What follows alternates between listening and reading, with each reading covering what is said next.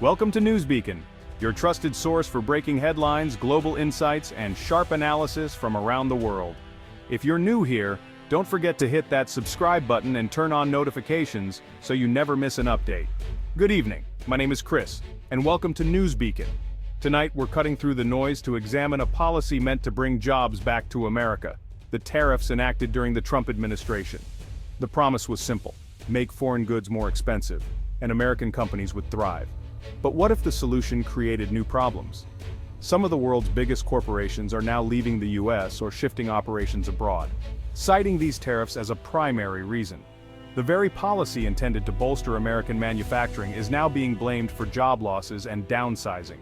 Tonight, we'll count down 5 major corporations that have moved away from the US in the wake of these tariffs, exploring their reasons and the real-world impact on American communities.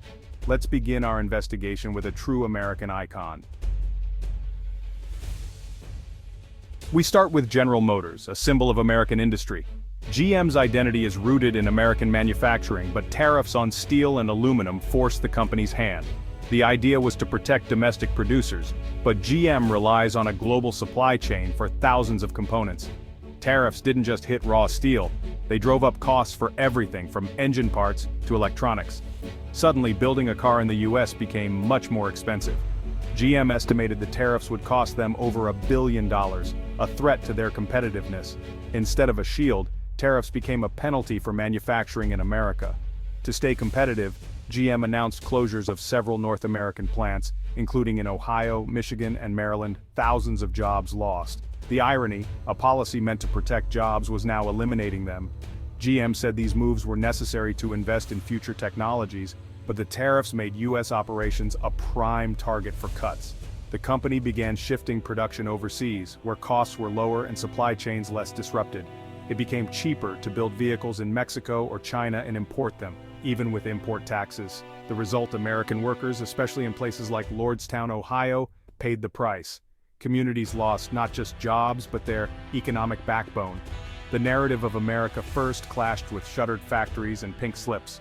Local economies spiraled, small businesses closed, and families relocated. For GM, it was about survival. For workers, it felt like betrayal. The complex web of global supply chains and protectionist policies created perverse incentives. GM's story is a powerful example of how well-intentioned policies can backfire in a global economy.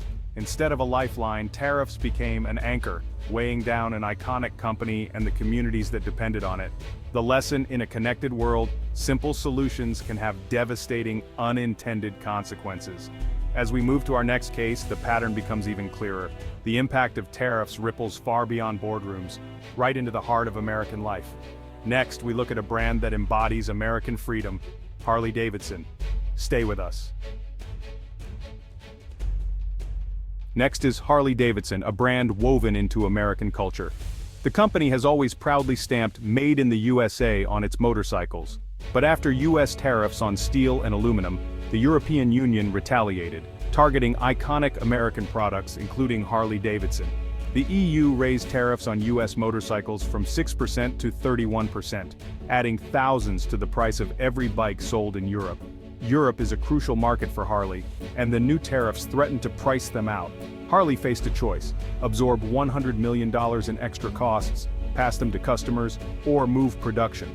They chose to shift production for the European market to international facilities in Thailand and Brazil. This move allowed them to avoid EU tariffs, but meant fewer bikes built in the US, and fewer American jobs. The backlash was swift, with accusations of betrayal. But for Harley, it was about survival. Trade wars don't happen in a vacuum. Every action has a reaction. Retaliatory tariffs are designed to hit where it hurts: key industries and political districts. Harley's factories in Wisconsin and Pennsylvania became targets, and workers paid the price. The Kansas City plant closed, and jobs disappeared. The irony: Harley wasn't fleeing labor costs or regulation, but US trade policy itself. To keep selling American bikes abroad, they had to become less American in their manufacturing. The policy meant to project strength forced a cherished brand into retreat. Harley-Davidson's story shows how tariffs can backfire through retaliation, hurting the very workers they were meant to protect. In a globalized world, building walls around the economy has immediate, painful consequences.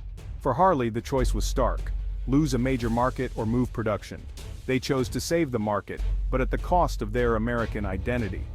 The open road Harley symbolizes was suddenly filled with trade barriers. A piece of this all-American brand would no longer be all-American. The lesson: protectionist policies can erode the very identity they aim to defend. Next, we turn to a foreign company that bet big on American manufacturing, BMW. BMW's Spartanburg, South Carolina plant became America's top auto exporter, thriving on global trade.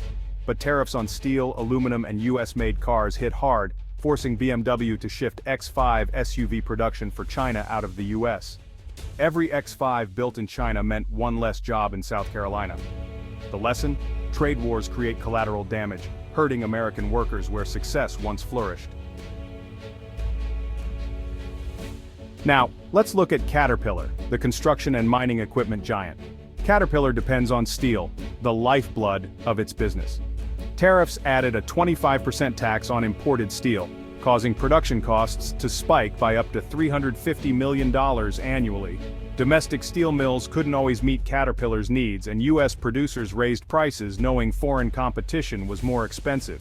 International rivals like Komatsu and Volvo, unaffected by US tariffs, could produce machinery at lower costs.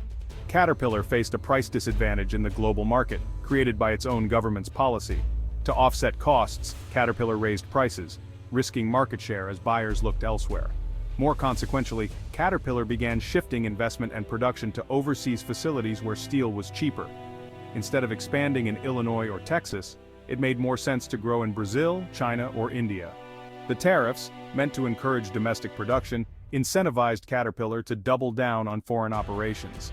The company warned that prolonged trade wars would hurt both their business and the US economy.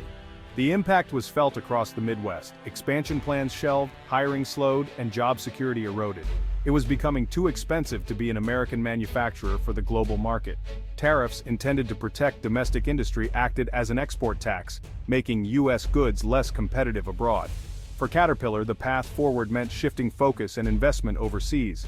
The iconic yellow machines would still be sold worldwide, but fewer would start their journey on American assembly lines. The lesson: export-heavy industries suffer when protectionist policies raise their costs. The ripple effects reach deep into American communities. As we turn to our final case, the story comes full circle. Whirlpool's experience shows how even winning with tariffs can backfire. Let's see what happened when protectionism hit home appliances. Stay tuned. Our final case is Whirlpool, the home appliance giant. Whirlpool lobbied for tariffs on imported washing machines, hoping to protect American jobs. Initially, it worked. Whirlpool announced new jobs in Ohio, expecting a surge in demand. But the victory was short-lived. Broader tariffs on steel and aluminum drove up production costs, wiping out any benefit from the washing machine tariffs.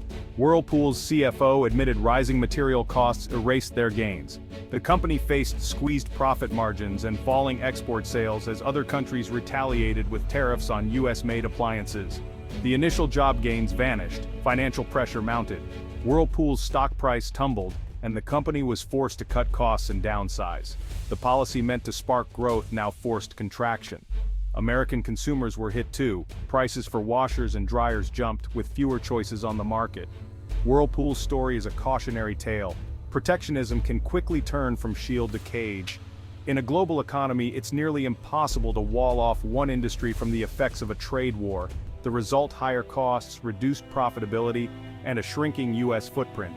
The spin cycle of tariffs left Whirlpool, its workers, and consumers worse off. The lesson: even when tariffs seem to help, the broader consequences can be severe. As we wrap up, the pattern is unmistakable. Across industries, tariffs have driven business and opportunity away from American shores. The promise of protection often led to painful decline. Let's tally up the lessons learned. The final word is next. Don't miss it. What have we learned from GM, Harley-Davidson, BMW, Caterpillar, and Whirlpool? A policy meant to shield American industry often became a sword against it. Rising costs, retaliatory tariffs, and disrupted supply chains forced companies to move production and investment abroad. The ripple effects hit not just factories, but entire communities, local suppliers, small businesses, and schools. The promise of a manufacturing revival became for many a painful decline. The goal of protecting American jobs is noble, but the methods demand scrutiny. Are tariffs really protecting American jobs or driving opportunity away? Thank you for joining us at News Beacon.